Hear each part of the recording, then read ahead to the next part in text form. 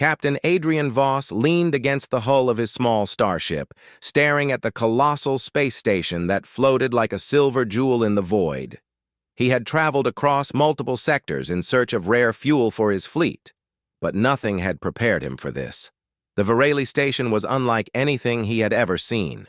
Towering structures spiraled toward the central hub, glinting in the light of distant stars, and streams of alien ships moved in perfect synchrony around it. The place was alive, yet it was quiet, as if the entire civilization held its breath. He was here for trade, simple, profitable, and uncomplicated.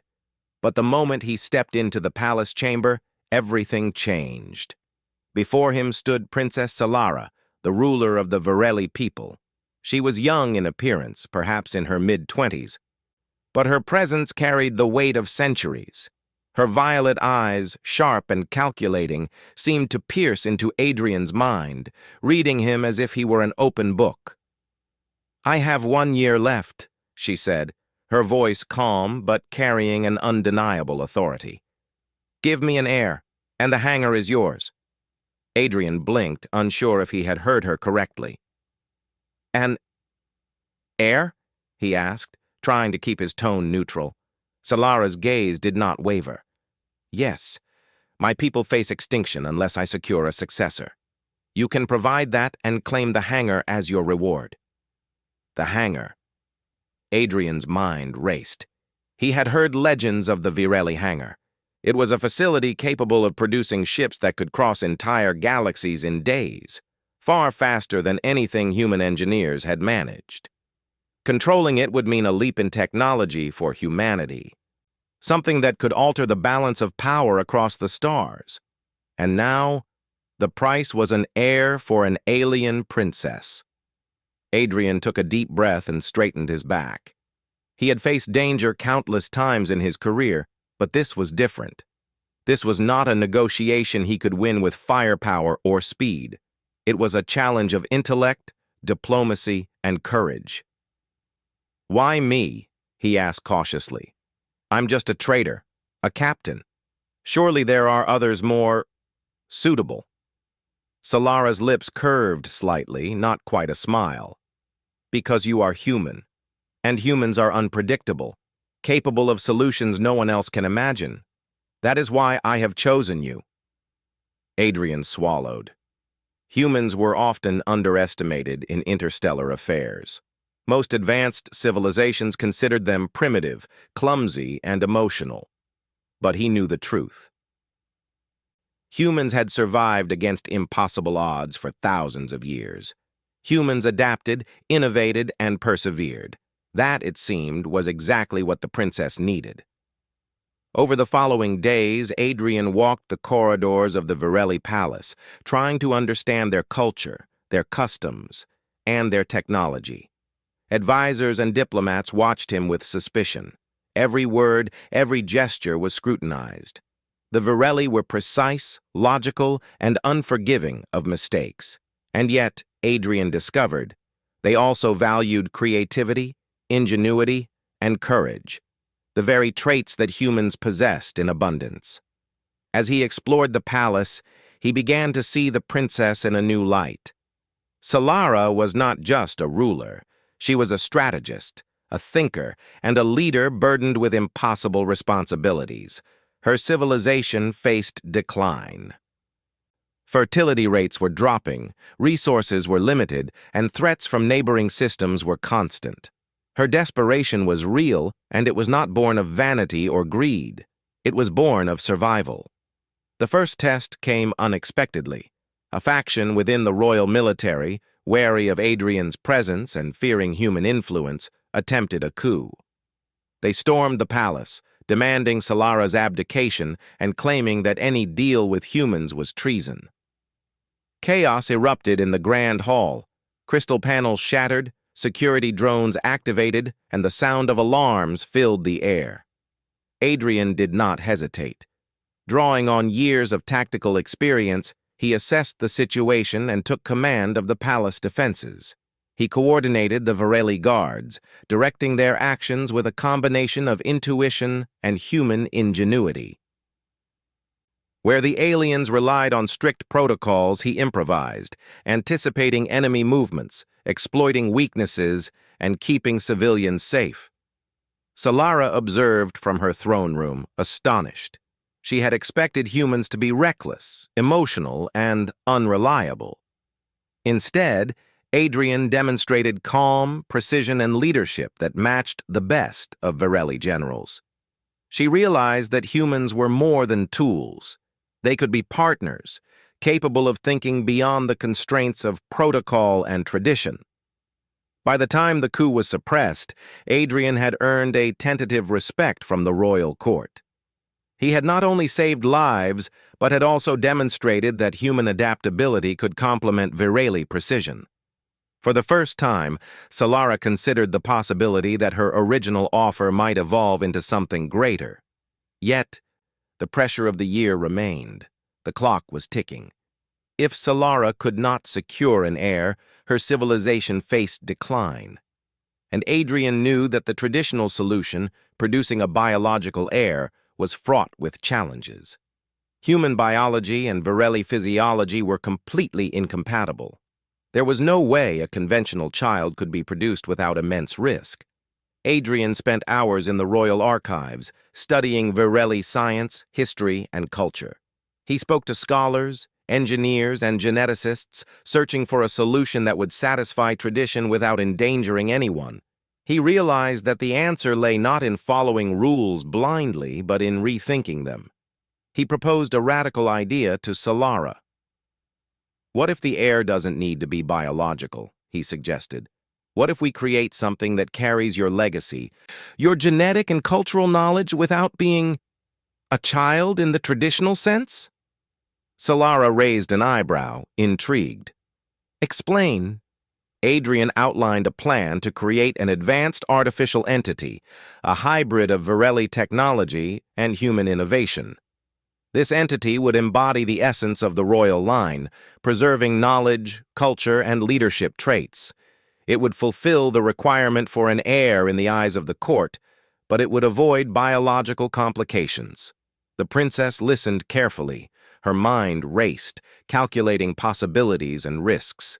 It was unconventional, it was daring, but it was also brilliant. She realized that humans had a unique ability to find solutions that the most advanced civilizations could not see. Over the next few weeks, Adrian and Solara worked together, navigating palace politics, engineering challenges, and social resistance. The rogue faction remained a threat, lurking in shadows, but Adrian's strategic mind kept them at bay. They began to see each other not as human and alien, but as allies united by a shared goal, the survival and advancement of a civilization. As the first plans for the artificial heir took shape, Solara allowed herself a rare moment of vulnerability.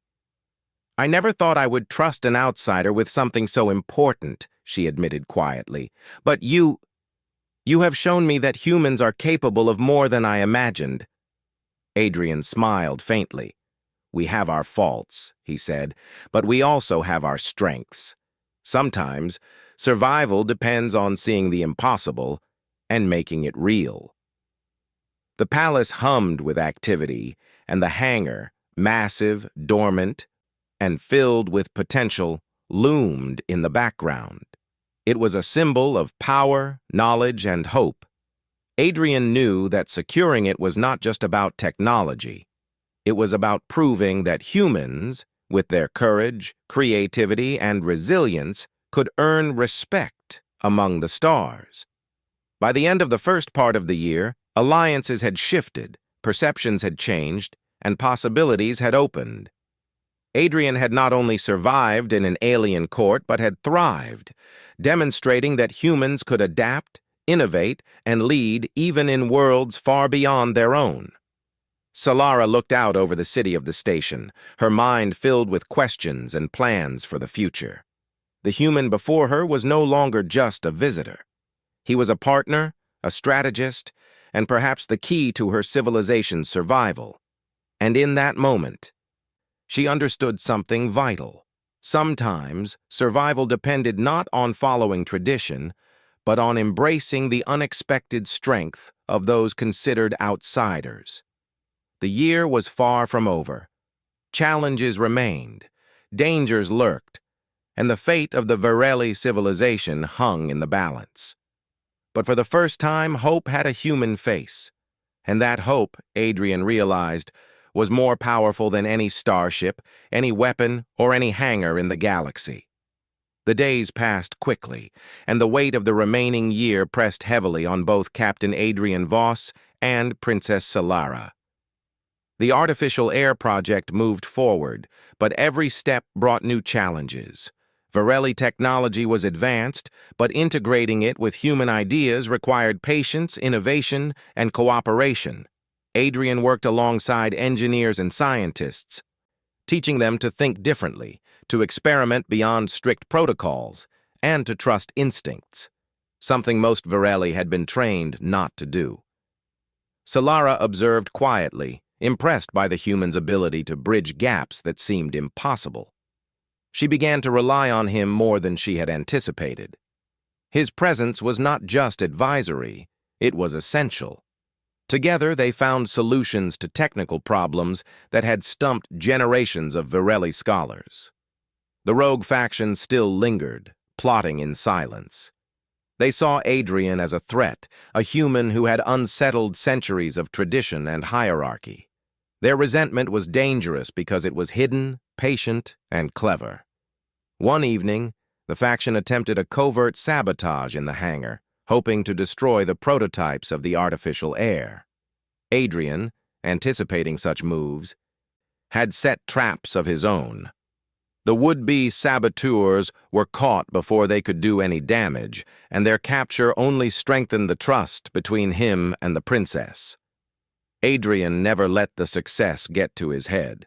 He knew the stakes were higher than any one victory. "We have to think ahead," he reminded Solara. "If we only react, we'll always be one step behind." Solara nodded, realizing that his human perspective was exactly what she needed. While her people relied on tradition and protocol, humans relied on adaptability. That adaptability was unpredictable, sometimes frustrating, but it was also a form of genius.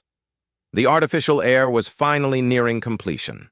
It was not a child, but a sophisticated being capable of learning, reasoning, and carrying forward the culture, values, and genetic essence of the Virelli royal line. It was a living record, designed to preserve Solara's legacy in a way that satisfied her people while also embracing modern science. The project's success depended on both human creativity and Virelli precision. Adrian had taught them that the two could complement each other perfectly. As the entity came to life for the first time, its sensors activated, analyzing its surroundings, learning and responding with intelligence that was far beyond a machine. Solara watched with a mixture of awe and relief. The court, initially skeptical, now murmured in approval. Adrian smiled quietly, knowing that this achievement was more than technological. It was a proof of human ingenuity. The rogue faction was not done, however. They attempted a final strike, hoping to seize the hangar and claim the air as leverage to control the princess.